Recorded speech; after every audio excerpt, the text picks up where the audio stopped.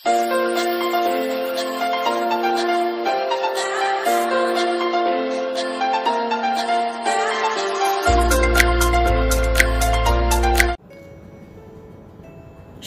দর্শক, আসসালামু আলাইকুম। আমি নুসরাত, গুলুমুলু ফ্যামিলি কিচেন চ্যানেলে আপনাদের সবাইকে আরও একবার স্বাগতম। আজকে আমি তৈরি করে দেখাবো কাঁচা আম পুদিনা পাতা দিয়ে টক ঝাল মিষ্টি মিষ্টি ঠান্ডা ঠান্ডা তৃপ্তি মাতিয়ে রাখার মতো এমন একটা শরবত।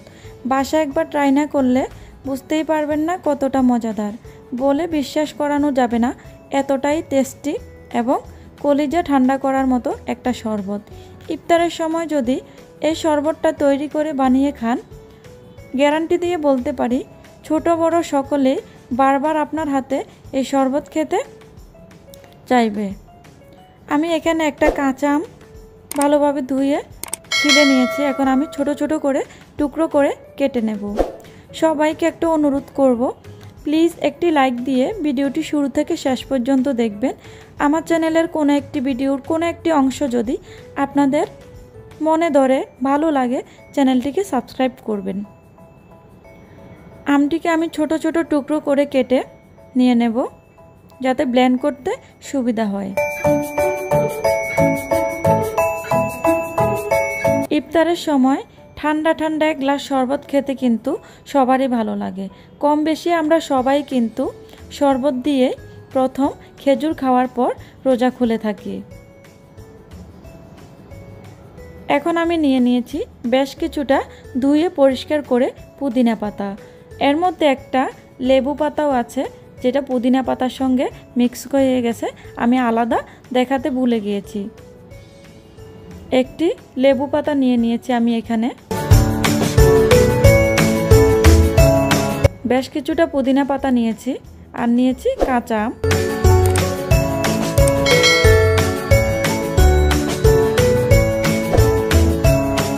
একটি কাঁচামরিচ আমি কেটে দিয়েছি যেন একটু ঝাল ঝাল হয়। এভাবে শরবতটা তৈরি করলে অসম্ভবভাবে ভালো লাগে, যেটা বলে বিশ্বাস করানো যাবে না। বাসায় ট্রাই না করলে বুঝতেই পারবেন না। আমি এখানে ধনিয়া পাতা কুচি দিয়েছি, কুচিয়ে দেইনি, ধুয়ে জাস্ট দিয়ে দিয়েছি যেহেতু ব্লেন্ড করব।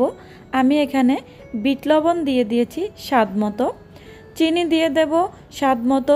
চিনির পরিমাণটা চেষ্টা করবেন কিছুটা কমিয়ে দেওয়ার জন্য। খুব বেশি মিষ্টি হলে এই শরবতটা খেতে একদমই ভালো লাগে না। এখন আমি ফ্রিজ থেকে বের করে ঠান্ডা ঠান্ডা 1 লিটার পরিমাণ পানি দিয়ে দিয়েছি। চেষ্টা করবেন ফ্রিজ থেকে বের করে ঠান্ডা পানি ব্যবহার করার জন্য। আমি এখানে স্বাদ মতো লবণ দিয়েছি আর কয়েক টুকরো বরফ দিয়েছি। বরফটাও আমি ক্যামেরায় দেখাতে ভুলে গিয়েছি। খুব ভালোভাবে ব্লেন্ড করে নিয়েছি। খুব ভালোভাবে ব্লেন্ড করার পর আমি একটি কাচের গ্লাসে পরিবেশন করে নেব।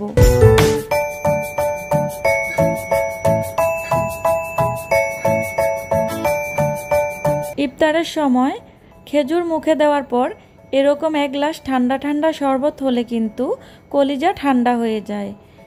বাসায় একবার ট্রাই করে দেখতে পারেন। কতটা মজাদার বলে বোঝানো সম্ভব নয়।